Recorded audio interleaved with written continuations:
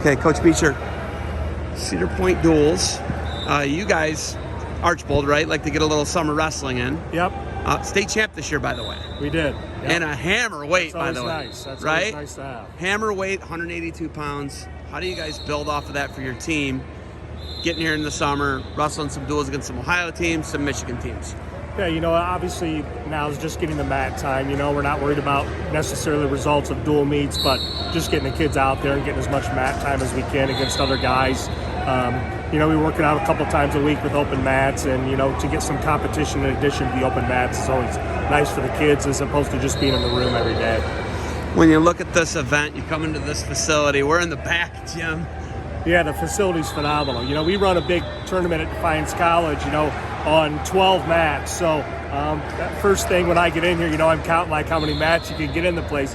If all opened up, I'm guessing it could be close to 30 mats in this place. It's an amazing facility. I'm sure it'll grow, over time. Just the current situation, with COVID, kind of killed them last year by not having the event, and then hurt a little bit in this year, I'm sure, as well. So, and Jared just always runs such fantastic events, so I'm sure that he'll be growing it. Him and Jude will do a good job, and it'll be really big here in a couple of years, I'm sure. How does Archbold stay relevant? How you are? You always got guys vying for titles. State champ, it looks like about every other year, right? You had a champ in 21, you had a champ in 18, I believe, is what he told me in the interview. Yeah. You guys have a champ every other year. You're relevant every other year. Every year. You're competitive every year. How do you do it with such a small school and a small community? It's hard. Chuck Ford obviously built the program at Archbold. I think he started there in 73. We've only had 2 head coaches since 1973, so I think that helps out. Just you and Chuck. Yeah, that's it. That's amazing. So, having, that continuity within the program, we've had a lot of the same guys coming back. It's become a community thing. Archbold's really a white-collar town, so, wrestling isn't, it's more thought of as a blue-collar sport. So it's a little hard at first getting kids to buy in, but they put in the time and they see the other kids having the success makes a big difference too. We've got a really good youth program right now. We've got a great guy running our youth program who was a state runner-up for us, Noah Matton, a little plug for him there. And he just does a great job, and we get a lot of family support. Almost every one of our kids, their parents are here watching, which is big.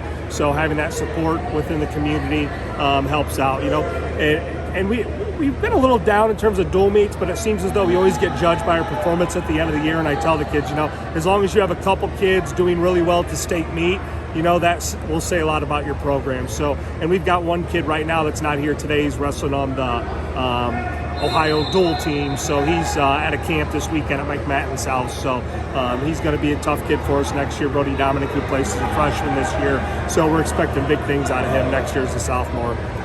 When you look at this, do you have other schools that are on your team as well as they're all Archbold kids?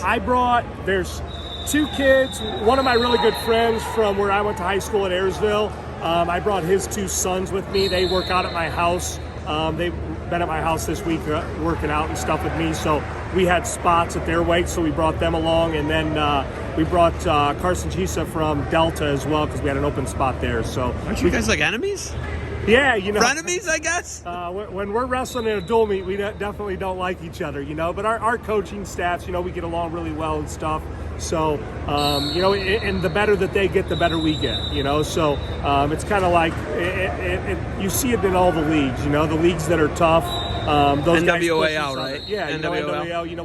With Wallace-Young, Delta, Liberty Center, and us, we've got our 4 teams that really push each other. No different than the SBC. They've got the same thing, and those schools push each other to make each other better.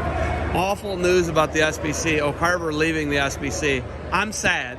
Yeah, I'm sad. I want my nephews to compete in the SBC, and now they're going to the NBC, I think. Yeah, I'm sad. I'm not happy about it. Be very happy about that. I'm not, because the SBC, like like NWOL, it's a really good league. Yeah, so. It just pushes you to be better, and then because that that push throughout the league all year long and the league tournament, it makes you better for the state tournament series, And when you get to that, as long as you're not wrestling head-to-head, you're cheering for those other people because it's a good representation for your league at the end of the year. So, but, if we're wrestling head-to-head, those are the matches we want to win more than any of the other matches because that's bragging rights, So it just helps you get better when you have other teams in your league that are doing extra work too. All right, you guys are coming up soon. I know you're resting right now, but Got anything else for me?